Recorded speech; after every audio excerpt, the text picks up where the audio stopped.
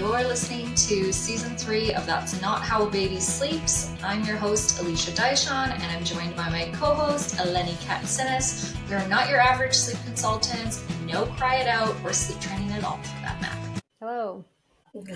How are you doing? Good. We're doing good. Just decorated our house last night with all of our Christmas stuff, so I'm in the Christmas spirit. So this is a perfect time for this episode. How are you? Awesome. I'm good. I'm going to go get our second Christmas tree, I think, this week. So then we'll be all set up for Christmas and stuff. So that's exciting. That's fun. But yeah, you guys have your tree up and everything? Yep. I have the tree up. We decorated, and I realized I want more decorations because we don't have a ton. I feel like every year when I put them away, I like get rid of stuff or things break, so I throw them out. Or when I take them out the next year, I'm like, wait, where's my this thing or this thing? I'm like, I need to get this. Not that I want to fill my house, but I do want a couple more little things because it looks really cute and cozy. Yeah. I like getting like something new. I usually like get it on Boxing Day and like add for like the next year. And then when I open it, I'm like, oh yeah, I forgot I got this. So yeah. Do you you guys a real do Christmas tree? lights and everything? Yeah. Christmas lights, like Yeah. We have like our fake one downstairs for the kids to decorate, and then we do a real tree upstairs. So we're gonna get that soon because now that it's like actually December, I'm excited and I like the smell of it. But we've had issues in past years where we've like accidentally killed them before Christmas came. So it's best to delay a little bit. But yeah, I've done like research now, so like I know how to not kill them, kind of. But you know me in plants and gardens and stuff, I tend to kill everything. Oh, it's funny. But yeah, I thought we would do our annual Christmas Santa episode today and just kind of talk about how both of us navigate Santa and like Christmas and just different Christmas kind of traditions in our house. Oh, also, I just want to like preface this by like saying like no judgment at all. Do whatever you want.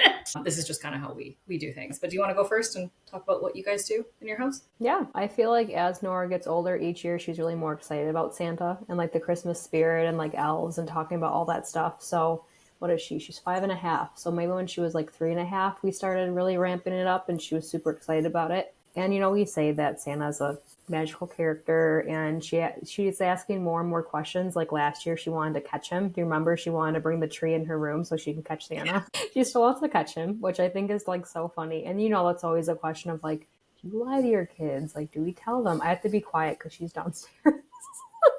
But I don't think she's paying attention. And she'll always ask me things and I always answer like, well, what do you think? And then she'll be like, oh, I think he's real. Or like, you know, I think it's so cool and like things like that.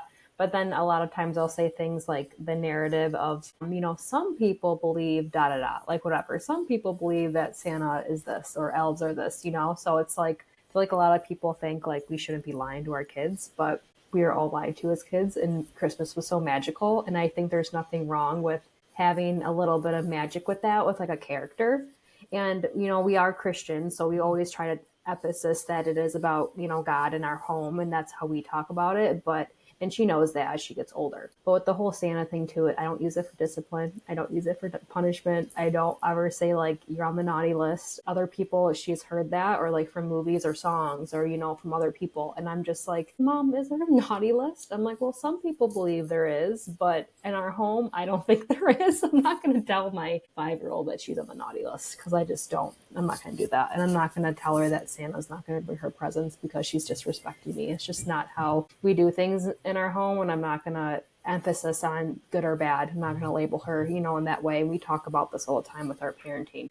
So that's what we do. But how do you approach things? It's funny that you said the naughty list thing because we try to limit like the YouTube and stuff like that. But there was a show that Luna was watching recently and it was talking about like the naughty list. And she's really got into it this year, but she was super worried. She's like, am I going to be on the naughty list? I'm like, what are you talking about? I'm like, no, I'm like, neither of you are going to be on the naughty list. Like I shut that down real quick. Like just ignore that. That's something else that, you know, other people do in their families, but that's not what we do in our family. I talked about this last year. So we've done 2 completely different things with both kids. Aylin, my oldest, the thought of Santa freaked her right out. Like I think she was probably, I want to say like 4-ish. She started to kind of understand. She had a lot of questions and she was concerned. Like she was really not interested in this Santa person coming in her house and bringing toys. She was like, nope, that seems weird and creepy.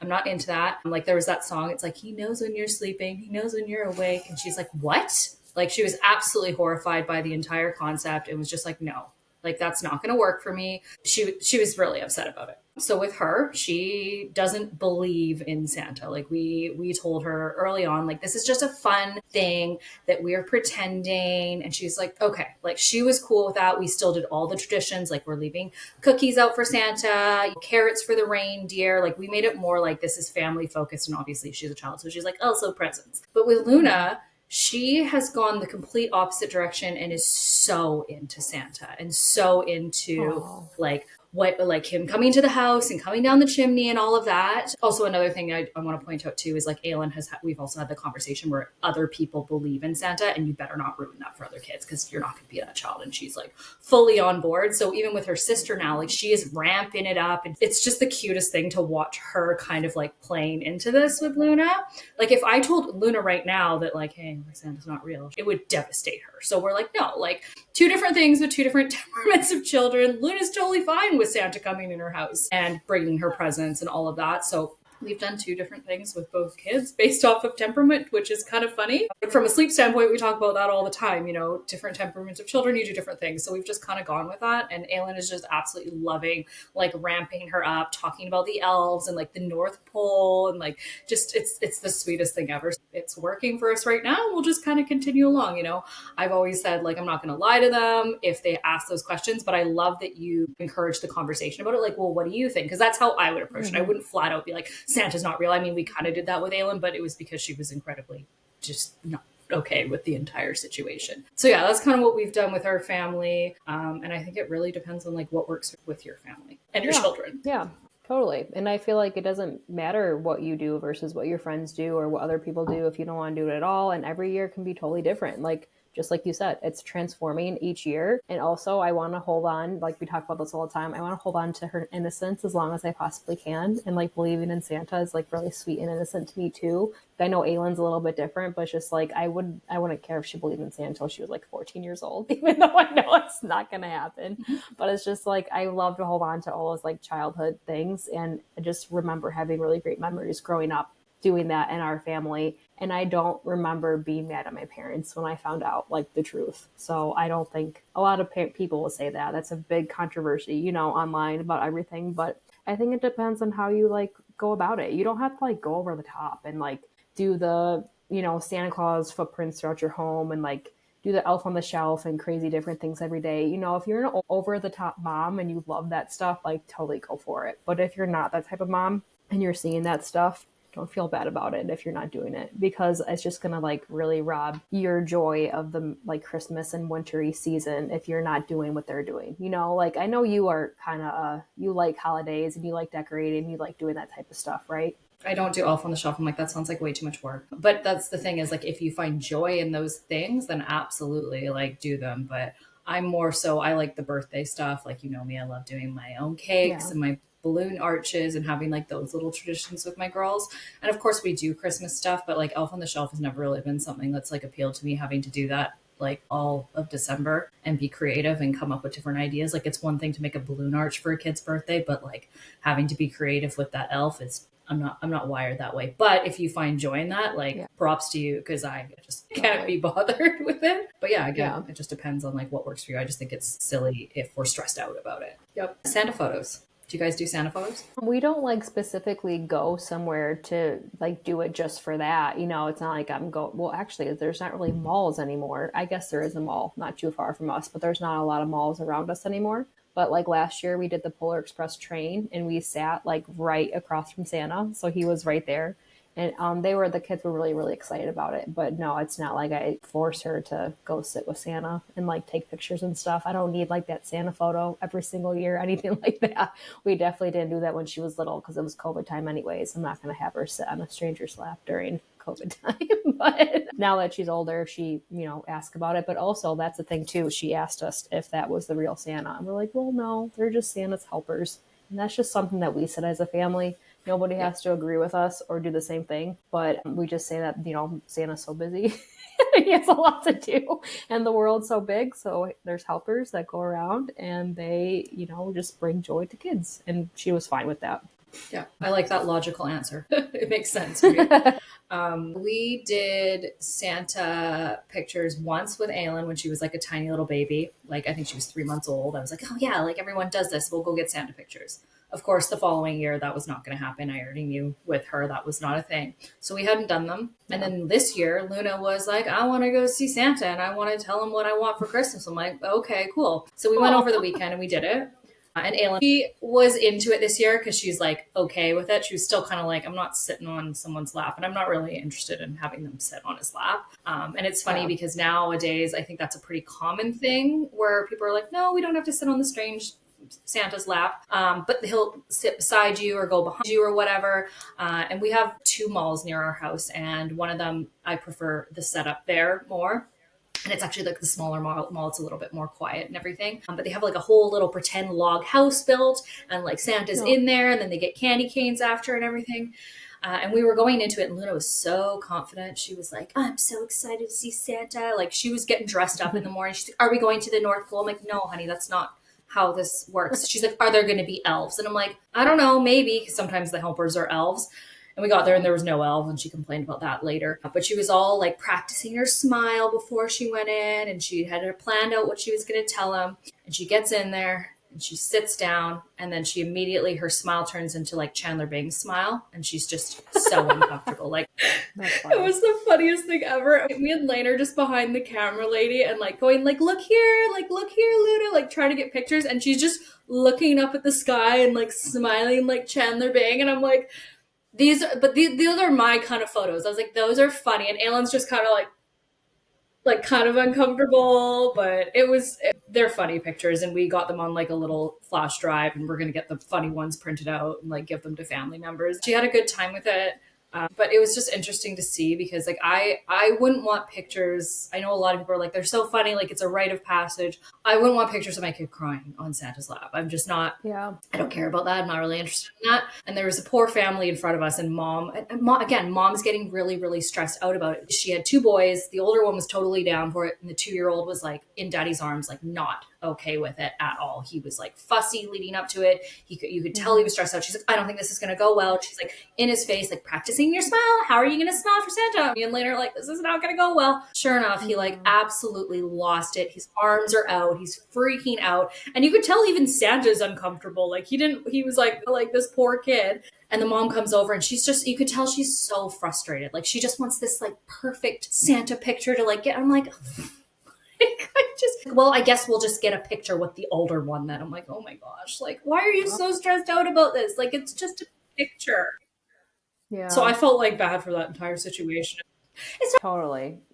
I feel like that's how you have to approach anything with young kids, especially. Like you have an idea in your head, and especially because the firstborn, like you were saying, was fine sitting with the Santa, and the second one's probably so much different than her firstborn. So it's hard to like do that. And it really is just like the pressure that we get all the time, like to do this and to do that. And it's just like puts a lot of like expectations around parents. And I feel like I say this all the time with like Dave or like my sister-in-law, there's like performance parenting when you're out in public, and like how you want to try to parent your kid in front of other people. So you look like a good mom, or you know what you're doing, but none of us know what we're doing. We're all trying to just figure it out together. And holidays are just a stressful time, unfortunately. But I feel like it doesn't have to be stressful. You can enjoy it and not do the Santa photos if it stresses you out, or you can Photoshop Santa and with your kids. There's AI now. You can do whatever you want. It doesn't have to be real Santa Claus. Totally. And you could eliminate him from the entire equation if you want. Like I know a lot of families will just like in front of their Christmas tree, like take a nice photo of their kids all dressed up. Like there are other options if you're looking for that picture perfect kind of, photo that you want to send to family members and everything, but making it still festive. And like, I know when I was younger, my mom always did the Santa pictures, and there was probably pictures of us crying, but that was just kind of what they did in that generation. That was completely normal. And, now I don't want to stress out about it. I'm going to do whatever works for my family, and I don't really care what anyone else thinks. Totally. Let's talk about holiday events. You guys just had Thanksgiving this past weekend, so I saw a lot of posts about, pressure from maybe well-meaning family members making comments about like sleep, things like that. You know, the pressure around giving relatives hugs. You want to talk a little bit about that? I feel like I am definitely not in the same season as a lot of our listeners because Nora is not little anymore and she's, almost 6. So we've are around the same family members a lot, and a lot of our family members totally respect what we do and like what we expect out of them, especially with like the physical contact and stuff. Like they've known from the start, like we don't force hugs. And if she wants to give you a hug, she'll give you a hug. But now that she's more comfortable with family members, she'll run up and give hugs, and they just respect that, which is really nice. But I know when you're like a first time mom and your baby's younger, or like, maybe you're around family that you don't see all the time and you only see them for the holidays. And like that's not our case because we see these family members all the time. And then we happen to be with them for the holidays. So our Thanksgiving was like actually very, very lovely. As the kids get older, they just play nicely together. We don't have to like helicopter parent every second. Like they're off in their own room, like playing, and we're just like chit chatting as adults. So it's really nice. But yeah, I guess that's it. I don't know I know you don't, your holidays, you don't really see those family members all the time, right? Or do you? Not really, no. Okay. I mean, I feel like it's very similar for us. People know how I parent and what I do for a living, so nobody is forceful of that. Like, I think my grandparents like occasionally be like, "Oh, like come here, give me a hug," but my kids, the question is always like, "Do you want to give them a hug?" And most of the time they're like, "Yeah," like they don't care. But just giving them that option and not forcing it upon them and stuff. And usually, I mean, my grandparents are coming there with gifts and stuff, so my kids are like, "Yeah, I'll give you a hug." Give me a hug. Presents, yay. That's funny. Yeah. But we've been over we usually only go over there once a year in the summer to my mom's house on the mainland. So we'll see my grandparents once. The last couple of years, it's been twice because last year we went in the summer and then we went for the Taylor Swift concert over in Vancouver. And then with this summer, my sister had a baby, so we were over there twice again. So we got to see them, and it's interesting how much more comfortable they are now. Just seeing my grandparents, they're Gigi Ma and Gigi Pa is what they call them. So they're a lot more comfortable with them now. And then like my uncle and my aunt and stuff, like they're not like super like kid people, so they're kind of like, oh hey, like they're not like, oh my gosh, children. So like it's not something that we've had to deal with very often, but I know that's not the case for a lot of other people who are kind of in that situation.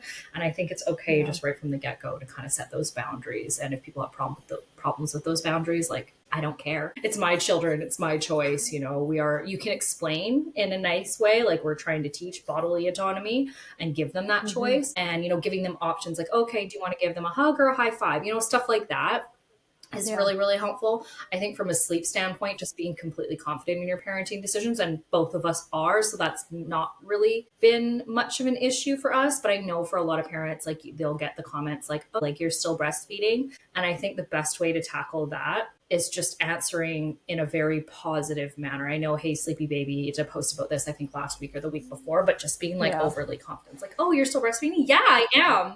And I love it.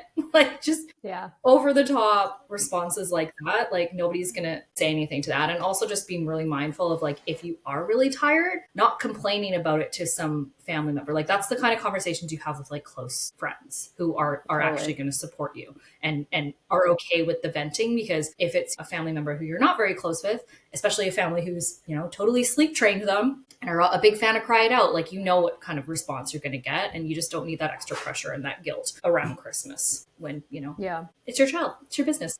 Yeah, so, totally. Yeah. I totally agree with that. And I feel like too, with like if your toddler's older or that's a young child, and obviously they can have conversations and talk back and forth with you. If you feel uncomfortable talking to the adult about something like a hug, like forcing a hug or saying they don't want a hug, to like go to your child, be like, oh, I see you don't want a hug right now. You don't have to hug them. And the adult hears you and especially if you're teaching your child these things, when a 2-year-old is telling great grandma, I don't want a hug right now, they're going to respect that little child usually. And they're going to back off, especially when they hear them saying such big, strong words. And like our kids are so emotionally intelligent and aware of that stuff. Like, they really will. I mean, you might still have grandparents trying to kiss your kid or things like that. And if it's your in-laws, I would definitely have your husband or partner talk to them about it because I know it can be uncomfortable. But that's what you got to do. Like you said, overly happy. I love that reel that she did because it's so true. Like we say that all the time. If we're not confident in our decisions, people will feel that and they're going to want to give their 2 cents to you and they're going to want to give advice. I don't think it's necessarily a place of like,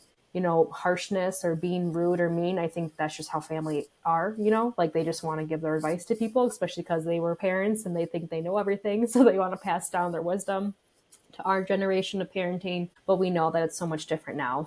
Sleep doesn't have to be a topic whatsoever if you don't want to talk about it, especially because we know during the holidays you might have to sneak away for a contact nap, or you might be breastfeeding your baby in front of people. And if you're getting comments, you can walk away and do it somewhere peacefully and calmly, where you can be confident and bold and be like, I'm going to do this because this is how we're parenting. Don't look at me. I don't know. Like, I think it just comes with time, because it definitely took me a couple years to fully be confident in those things. But it's funny because now we're not all in the baby sleep world anymore, but we're into like childhood, like school age. So I'm getting a lot of comments about homeschooling and like why we're choosing to homeschool and all that stuff. So it's definitely different topics, but we're very confident in our decision and why we're doing this. So I'm okay with having conversations about it because it is so different. And I'm realizing as I'm saying this right now, even though it shouldn't be, but biological sleep and normal infant sleep and all that stuff is so different than the cultural norm. So that's why people, I think, are asking questions and are actually curious. There are some family members I've heard of clients that are just plain right, like mean and rude. But there's usually, it comes from a place of just curiosity and like wanting to know more. So if they're being kind about it and they're actually just asking you questions about contact napping or co-sleeping or breastfeeding, and you want to have that conversation, I think that's totally fine, because you might totally change someone's mind that night too, which is kind of cool to think about.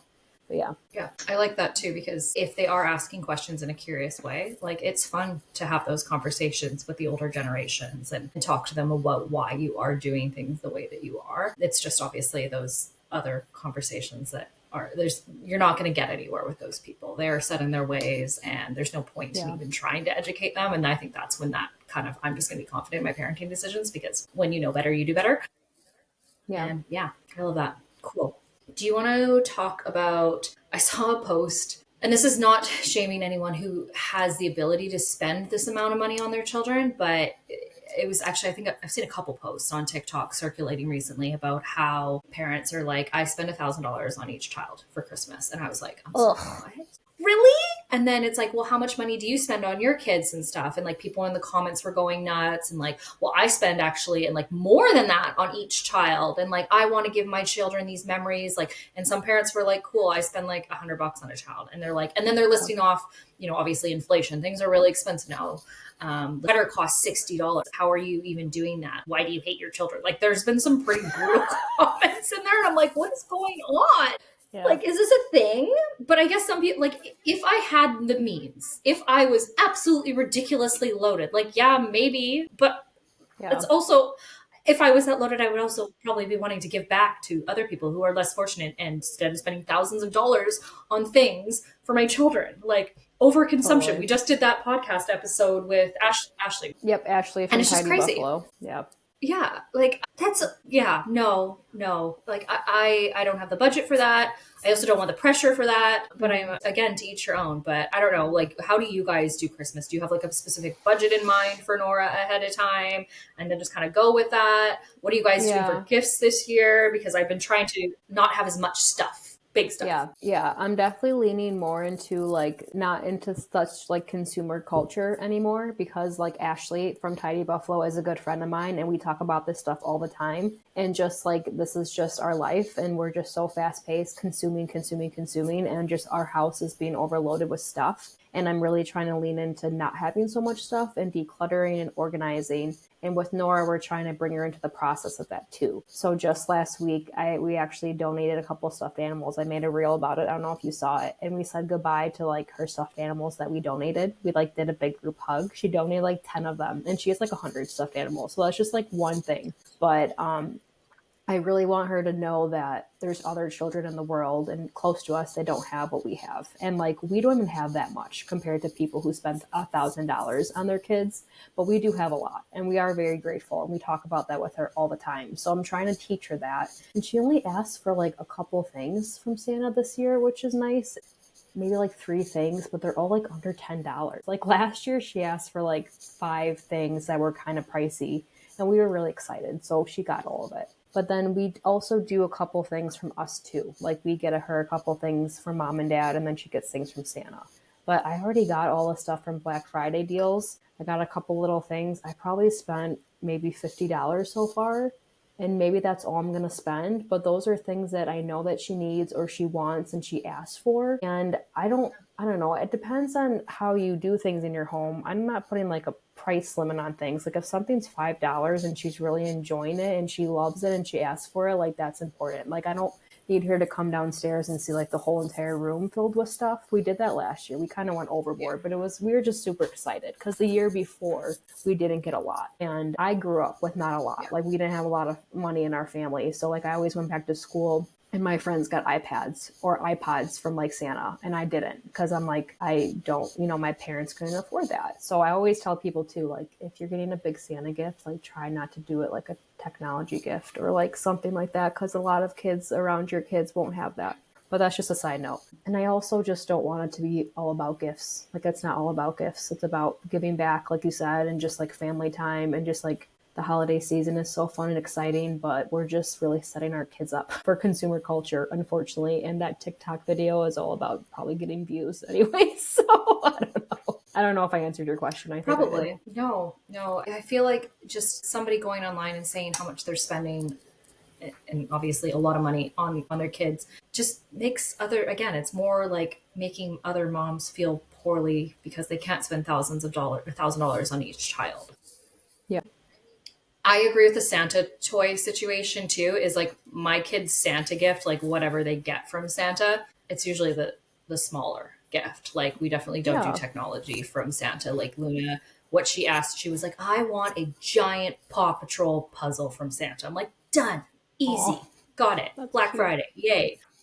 Yeah. Aylin is funny this year. She is my little like fashionista. She's like, well, I need some new bell bottoms. So I got her like a couple pairs of those. Like she's more into like clothes. Like I went shopping for her yesterday and I got her a cute little purse that's like kind of like it's like a smaller version of like an adult purse and it's adorable, but it was like $20. I definitely have a limit for what I'm spending on them, but I don't need it to be like even and like I just what do they want, what do they need kind of a thing. We did do one big gift this year that I'm kind of excited about, but it's a sharesy gift between them and it's from us. It's not gonna be from Santa, but we got a Nintendo Switch for them. So family members are kind of getting games. I was like, because that's small and they can share it. And, like if we do lots of camping in the summer, lots of driving, things like that. And I kind of want to play with it too. Like I loved my Game Boy growing up. So like Super Mario, all that kind of stuff. So we're excited for that. And then my family members have, I think they're each getting a couple games from that, which by the way, are also ridiculously expensive too. Like some of these games that are ranging from like $50, $100 plus. And I'm like, oh my gosh. So I feel like there's going to be like less to open this year, but that's okay because we just had 2 birthdays in October.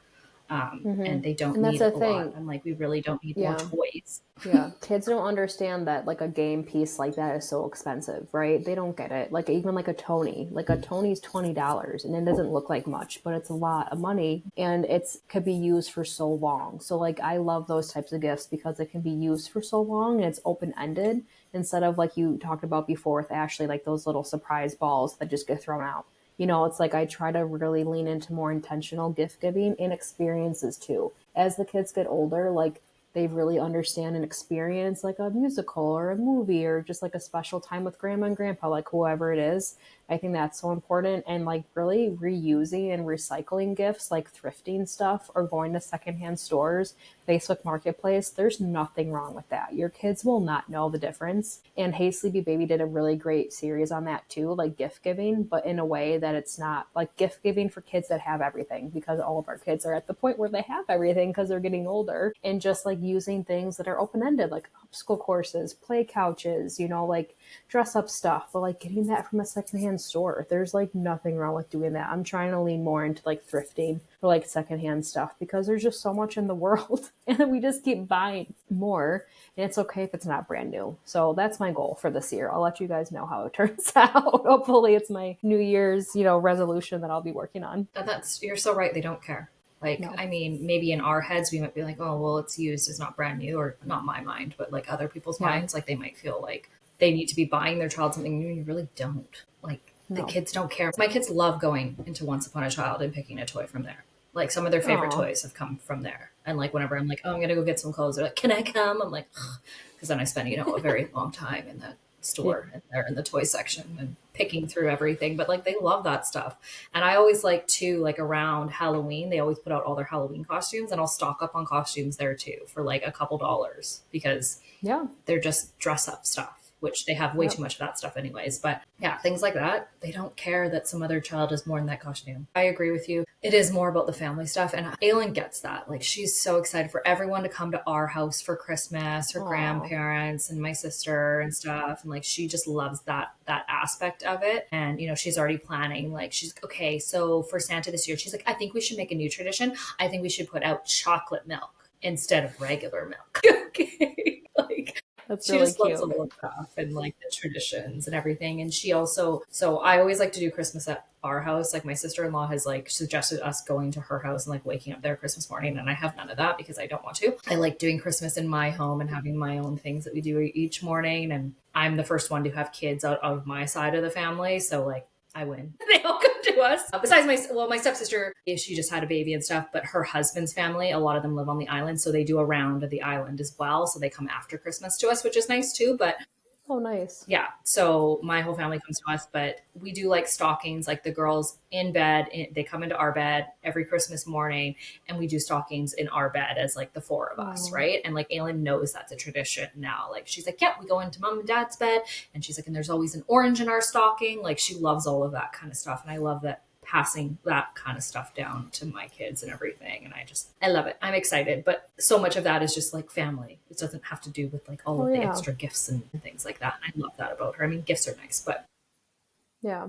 it always gets so expensive. And that's another thing I was thinking too, is like the $1,000 of each child, that doesn't even include all the extra Christmassy things that you have to pay for, like the meals, the chocolates, like all of the extra little things that you pay for Christmas. That just adds up so quickly. I have a spreadsheet where I type everything in, and by every year I'm like, oh my gosh. It definitely adds up. And there's like Christmas experiences that you do with your family too, right? If you have like a train nearby in your home, like a Christmas train ride is a big thing, and that gets pricey. Or like seeing Disney on Ice, or like doing different things, like all that stuff adds up. And we have a big family, so we have a lot of family gatherings, and that's really important to me. And Nora even says those things now, like, my favorite part of Christmas is seeing my family. Or like, even she said like, oh, my favorite part is God. I'm like, that's so beautiful. Like, she's saying these things, So and it's only a 5-year-old. So I hope like we keep doing it. And one thing I do that I forgot to mention, you know, like the advent calendars with like all the little toys and stuff, or like crafts or something. So we've been doing advent calendars for a couple years, and I've been getting like the craft one from Target. It's like you do a craft each day. It's really cute. It's like in a box, but I was going to get one this year, and they are like all the same from like years ago. Like, she's been doing this for like 2 or 3 years now, because I thought it was cute. I didn't want like her to get a toy every day. I wanted her to do like a craft because she loves crafting. So instead of that, I bought like a wooden Christmas tree, and it has little drawers in it. So for each day, she'll open the little drawer and there'll be something new, but it'll be like from Dave and I. So like yesterday it said like, decorate the house as a family. And today it said like, I write these, obviously. She thought it was from Santa. I'm like, no, it's from me and Dad. Like, you're not going to get something from Santa every single day leading up until Christmas. But I just put like a little sticky note, and I wrote like, check the tree. And there was like a new Christmas book. So each day I'll think about something new to do, but I want it to be more about like family time, you know, like being together as a family, or maybe helping others, like go pick out a stuffed animal to donate, or let's write a Christmas card to somebody, or we're going to go see Christmas lights, you know, like all these different things I have to think about, but ChatGPT is also helping me. So I can't think of 25 ideas all by myself. Yeah, just put it into ChatGPT, be like, give me 24 ideas for an advent calendar for my 4 and 7-year-old, and they'll just spit out really great ideas. So I love that. I have been wanting to get one of those, like a wooden one or something that we have and pull out every year, but I haven't got around to it. So I'm thinking that'll be a next year thing, because that's a good idea. Yeah. We do the chocolate advent calendars. It's literally how I'm bribing them to get out of bed in the morning, because my kids sleep in and they get waking up in the morning. I love that. Come open your advent calendars. Chocolate for breakfast. I know Rachel, Hey Sleepy Baby.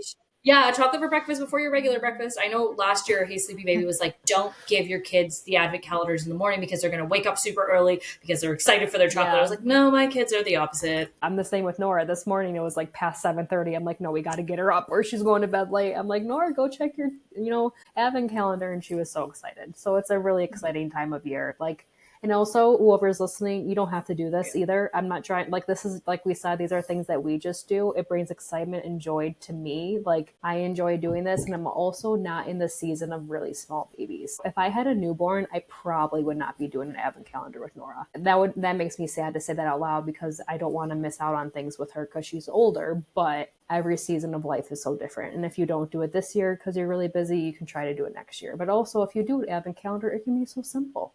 You don't have to give them a gift every day. Like a lot of people do a book every single day, which I think is cute too, but then you have 25 books. That's a lot of books. So I feel like it just depends on like what you want your kid to have. Oh, that's cute. But they're really small, right? They're like really thin ones. Yeah, so they're small little princess ones. It was a Costco buy a few years ago, and I actually this has reminded me that we're on day 2 now and I better pull it out. But I saved all the books because it's not like they're all like little princess Christmassy stories, and they all go in the slots on the days. And we did do that, but now I know where it is in the closet. I have it all set up, and I just didn't pull it out yesterday. So I think Luna will really love that. Aylin's probably kind of bored of it because we've done it in the past few years, but we saved all of that. And I like the little book, and they're short. They're like super thin, skinny little books. So that's fun. I think I'll pull that out this year, but that's a good option. I love all the like. My kids love squishies. They love toys. I know little people have like an advent calendar, and I love the idea behind that. But like at the same time, they're a fortune for the 24 small little things that you're getting.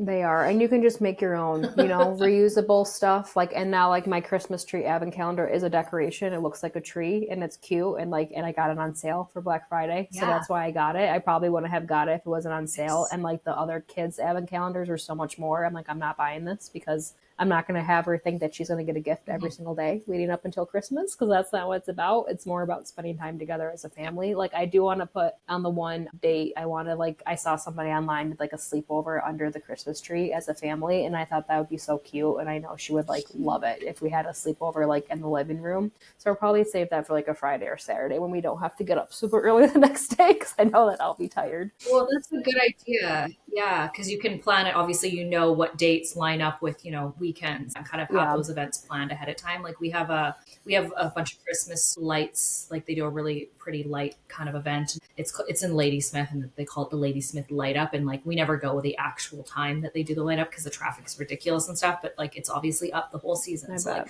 that would be a good option for a weekend and stuff. But I think next year that's what I think that'll be a goal for next year, because I do think my kids are at an age now where that is reasonable, and I could probably navigate that. And the fact that you can use ChatGPT to do that now is brilliant. I love that. Yeah. Well, yeah, it saves us time as busy moms because we're so busy anyways. And I feel like the holiday season gets even more busy because we have things to plan. We're hosting holidays or we're going somewhere, this and that. So I feel like keeping your life as easy as possible during this time. And like, if you like ChatGPT, to utilize it, because it really is helpful. Like even just creating an advent calendar or elf on the shelf ideas or whatnot, like it's a tool there to help your life easier.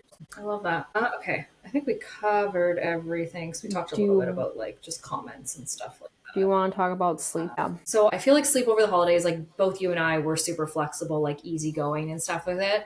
I would say that like it does throw Luna off quite a bit, which, going from a child like Aylin who's so flexible with sleep, and then, dealing with the aftermath of Luna not getting enough sleep is difficult, but I still would probably just do it anyways and just kind of go with the flow and just know that this is just, she's going to be a little bit more difficult and overstimulated and have extra candy from all of my family members giving that to her and stuff.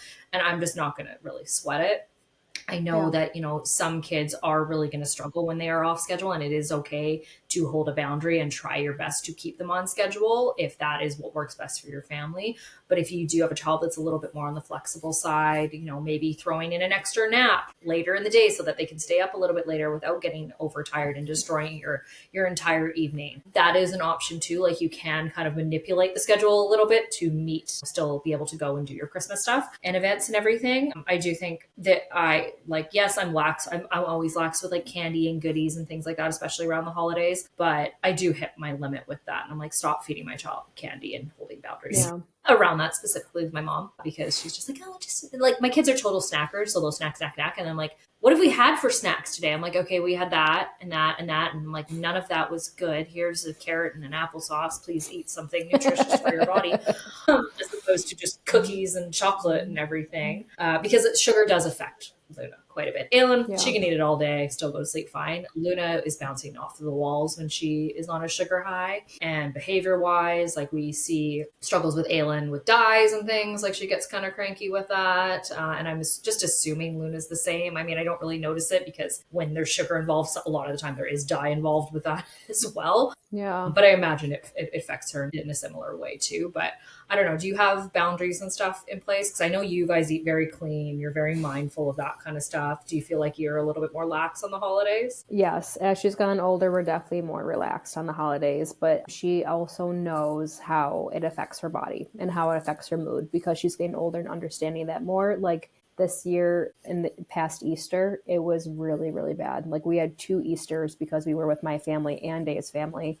And she did not barely ate any food. She ate so many sweets. And I'm like, whatever, like we're having fun. Everything was fine. When we got home, my gosh, the major meltdown that she had and just like so emotionally dysregulated and just like so upset. And I'm like, her body is actually crashing down because she's highly sensitive. And when we learn about highly sensitive brains, all that stuff really is not good for their bodies or for their brains. I mean, it's really not good for any of us, but especially hers. So I like had a little like tea party set up on the ground for her. I put like a blanket down. I put like fake candles. I brought like a plate of really nutritious, healthy foods. It was already way past her bedtime, but I'm like, I need to get this in her body and I need to calm her down before we even start bedtime because I know that she's not like regulated enough to even do bedtime. And we needed to all connect as a family. And it worked really well. And now, since then, how many months ago, if she's ever having a hard time or she wants to connect, she sets up a tea party on the ground all the time. That's like our special thing we do now. So if your kid's old enough to do that, and like, I know we have the rush of like getting them to bed. Come on, we got to get them to bed. It's better to connect before bedtime and then send them to bed because bedtime might just be longer and be prolonged and you're going to be having these battles with them. Like they need that connection, especially after a busy day. They need like a wind down period. If your kid falls asleep in the car, that's awesome. Bring pajamas or a toothbrush and then just, send them in the car and you can bring them into their bed, which would be awesome. But yeah, I mean, yeah, on Thanksgiving, she ate a little bit of sweets, but like she was fine. Because as she's getting, I swear, it's like I'm not in that season anymore, like baby or young toddlers. Like as she gets older, it really does get easier in a lot of ways. But just having those conversations and stuff and with sleep, I mean, she's really fine. Like she might get thrown off track and be a little emotional or cranky at bedtime, but then she'll go to sleep and she knows that like we need sleep for our body. So she's not a little baby that will fight sleep as much. I think just having like no expectations at all and just totally lower them like all the way to the ground and just know that your child might be totally thrown off and you can just do a reset the next day. I mean, Christmas is what, on a Thursday? Hopefully everybody has off the next day and you can all just reset and calm down as a family. And also, just like you said, holding those boundaries if you have to miss dinner with everybody because your child naps at that time, or you can ask your family to like push it slightly for you. Like hopefully they'll be accommodating because no one wants to deal with a cranky, whining, crying baby or toddler. And hopefully they baby wear or they contact nap with you so you can still like enjoy the dinner while they're sleeping on you. So that's why we always say to like, don't only limit your baby to sleeping in the crib because if they contact nap or baby wear nap, like it makes it easier for you on holidays and like when you're out and about because they could sleep anywhere. Usually. One thing that I do before going to do like whether it's Christmas dinner, New Year's, is I feed my kids dinner before we go, which I know there's going to be food there and stuff, but they're going to be too busy to eat. They're going to be filling up on sweets and stuff. I like want a nutritious meal before we go into those types of things. Like we do it on Halloween and stuff. Cause I'm like, you're not going to eat anything like maybe not nutritious. I'm like, I'm going to make sure that we're going to eat something like macaroni and cheese, not the best, but still I got something in your tummy that wasn't candy before going into it. Because I know you're going to be, Aylin always gets nervous whenever we're somewhere, not new because we go do the same things on those types of events, but she's always nervous initially. She won't eat. We get there and it's like, okay, it's time for dinner. And she's like, no, I'm not hungry. And I'm like, cool. You're going to eat fill up on candy and be starving later and miserable and stuff. So I always like to feed them ahead of time, even though there's going to be food. And then even then I still make them a small plate or whatever, but I just know that they're too busy playing with cousins or doing whatever to be actually sitting down and eating. So that's something that we do. We have talked about this before, but like I don't let my children dictate my fun. Like New Year's, we go to our friend's house every single New Year's. My kids stay up. Last year they were up until 1:30.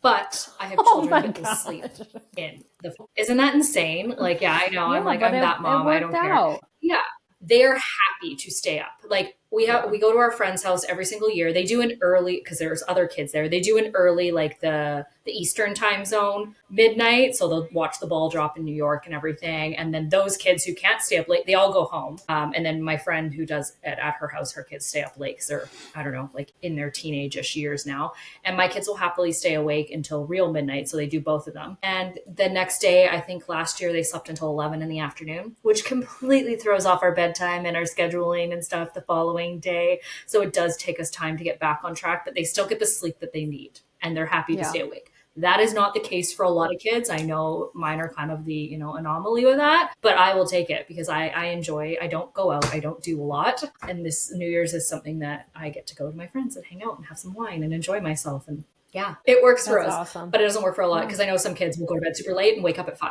And that's just never been my kids. So I think you need to take into consideration their temperament and kind of how that is going to affect their sleep. I almost too, like after New Year's, like if they're up until 1, like I don't want yes, they will sleep until 11. I'm still kind of cautious about that total because my kids are affected by nighttime totals. Like we've noticed recently that bedtime is getting pushed out again. And I'm like I got to wake you up a little bit earlier. So we've now waking them up at 7:15 instead of 7:30 in the morning during the week, just so we can get bedtime to 9:15 again, because it's been 9:30, 9:45. And I'm like, hey, it's almost 10 o'clock and you're not asleep. You're awake because you're not tired yet.